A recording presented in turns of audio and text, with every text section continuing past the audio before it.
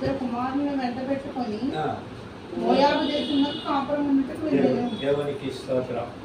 రెండో విషయం, ఆ దినాల్లో ఇశ్రాయేలు ప్రజలకు ఎవరు లేరండి, రాజు లేడు. రాజు లేడు గనుక తాను తన భార్య పిల్లలు ఎక్కడికి వెళ్ళిపోతున్నారు అంటే మోయాబు దేశం. అంటే నాయకుడు లేడు. రెండవది, వాళ్ళు ఫ్యామిలీ శిథిలమైపోవడానికి రెండవ స్టెప్. మొదటిదేమో దేవునికి దూరం అయ్యారనగా వాక్యానికి దూరం అయ్యారు. రెండవది దేనికంటే బైబిల్ సెలవిస్తుంది నాయకుడు లేకపోవడం. నిత్యము మన కుటుంబము దేవుని సన్నిధిలో ఉండేది ఆశీర్వదించబడాలి అంటే నాయకుడు మనకు ఉండాలి.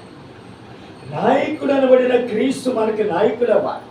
ఆ నాయకుడు ఎప్పుడైతే మనకున్నాడో అప్పుడంటే జనులు చెడిపోరంట. చూడండి, బైబిల్లో రాయబడి ఉన్న సామెతలు రాసిన పుస్తకము 11:14 వచ్చింది. 11:14 సామెతలు రెండో మాట, నాయకుడు లేని జనులు చెడిపోవుదురు, ఆలోచనకర్తలు అనేకులు రక్షణకరం. దేవునికి స్తోత్రం. ఇప్పుడు ఎవరికంటే నయోమికి తన భర్తకు బిడ్డలకును నాయకుడు లేడు. ఒకటి, ఆలోచన చెప్పేవారు కూడా లేరు. ఆలోచన చెప్పేవారిని నాయకుడు అంటారండి. నిజమా కాదా? నిజమండి. నాయకుడు ఎప్పుడైతే లేడో అప్పుడు ఆలోచన చెప్పేవారు ఎప్పుడైతే లేరో ఈ జనులు ఈ కుటుంబం చెడిపోవడం ప్రారంభించినాయి. అంటే రాంగ్ స్టెప్ వేసేస్తున్నాయి. నిజమండి. ముందు శ్రేష్టమైన స్టెప్పే.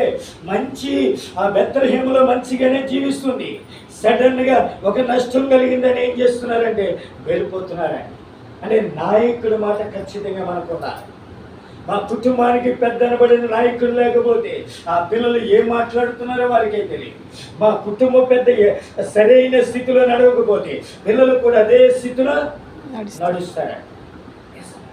సంఘ నాయకుడు సరిగా లేకపోతే సంఘము కూడా అదే రూట్లో నడుస్తారండి. బైబిల్ సెలవిస్తున్నామా, నీ జీవితంలో నా జీవితంలో దేవుడని యెహోవా నీకు నాకు నాయకుడవా.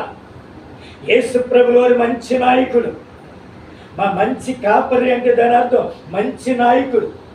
మంచి నాయకుడు కనుక తండ్రి నీకు ఇచ్చిన వారిలో ఒక్కడు కూడా ఆ నాశన పుత్రుడు తప్ప ఎవరికి హాని జరగలే.